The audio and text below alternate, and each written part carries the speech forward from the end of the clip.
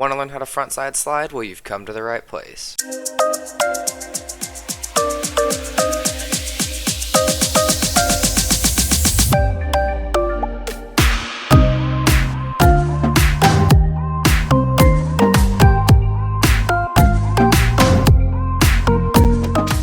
Hello guys, my name's Alex, and today I will be teaching you how to frontside slide. Before we get into this, I have to mention a few important things. Though this is a basic and kind of beginner trick, it is still has possibility for injury, as is everything in this sport. So though I can't get rid of the risk of the sport, I will still do my best to teach you, but I will just say that I do not take responsibility for any falls or injuries you may have while trying to learn this. Please make sure this is in your skill level before you start learning it, and do everything you can to keep yourself safe. Alright, so the first thing I'm going to start off with is just kind of what is a front slide. As I said, this is a basic trick, but it is one of the best building blocks you can have. So locking on to coping, a rail, or a ledge while facing the obstacle and then sliding smoothly across it, that's the idea of what a frontside slide is. You're on both the H blocks of whatever you're riding, so quads or inlines. For me, that's inlines. And none of your wheels are, well, hopefully none of your wheels are touching the obstacle. Alright, so now that you understand what a frontside slide is, it's now important to pick a spot to do the frontside slide and pick a correct obstacle.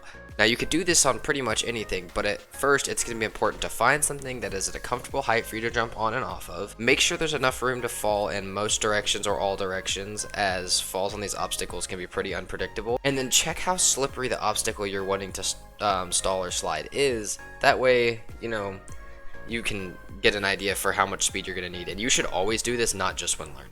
Alright, now leading up to the slide, you're going to want to do a couple things. Now first, you're going to want to go up to the obstacle, skate straight up to it, and just stall on it. Stalling just means that you're going to do the action of the frontside slide, but you're not going to actually slide any. You're just going to go up, you're going to stand on it just like this. Now, you're going to also figure out which way you want to exit the grind. You can either 180 out of it, or if you're comfortable going backwards down the ramp, but you just have to figure this out and do this from the stall. So go up, stall, and then go out the way you're going to want to go. Now, the third thing you're going to want to figure out is which direction do you want to slide? Which one feels comfortable in that aspect? So do you want to slide to your right or to your left? That's going to be important to know to figure out which way you're going to have to carve. Figure out, kind of just standing up there, how to keep your balance, which way you're going to have to lean, and how you kind of have to position your wheels based on your setup and your wheel size. So that way your wheels aren't touching anything and you can stand comfortably on the coping, rail, or ledge. Now, the last thing you have to do, just to prepare for this slide, is figure out all the ways that you could possibly fall and kind of just prepare for them. If you're going to fall over in front of you, just make sure there's nothing in the way. And I promise you, you won't learn all your tricks without a few falls, so this is important to do.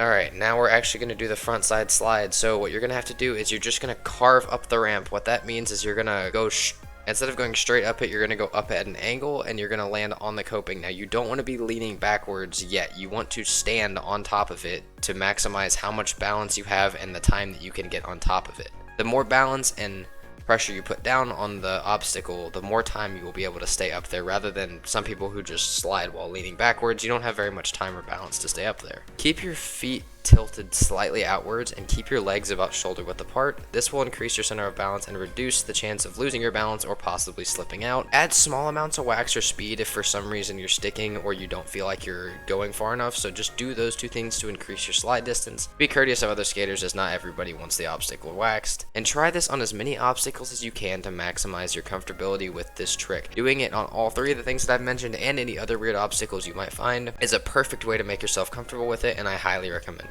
Alright guys, now just before we go here, please remember to be careful with your ankles when learning all grinds. If rollerblading is somewhat new to you or grinding is somewhat new to you, your ankles will get tired just like any other muscle, and they can start to give out or just become weaker, which makes it easier to hurt them, roll them, or break them. Remember that these tricks aren't learned overnight, and just keep trying to progress towards improvement and not perfection. Now this trick is kind of easy to learn, but it takes quite a long time to get really good at. Slowly work your way up to bigger and more challenging obstacles, such as longer rails, ledges, or coping, or possibly even taller ramps, ledges, or rails, and that will just slowly help you progress and get better at this grind until you feel like you can do it on anything. I will put my Instagram on screen right now. If you guys have any questions, you can message me there or comment in the comment section below. I will also take trick suggestions, so if you guys have any tricks that you want me to show on this channel how to do them, please make sure to leave it at those two spots as well, and I will see you guys next time.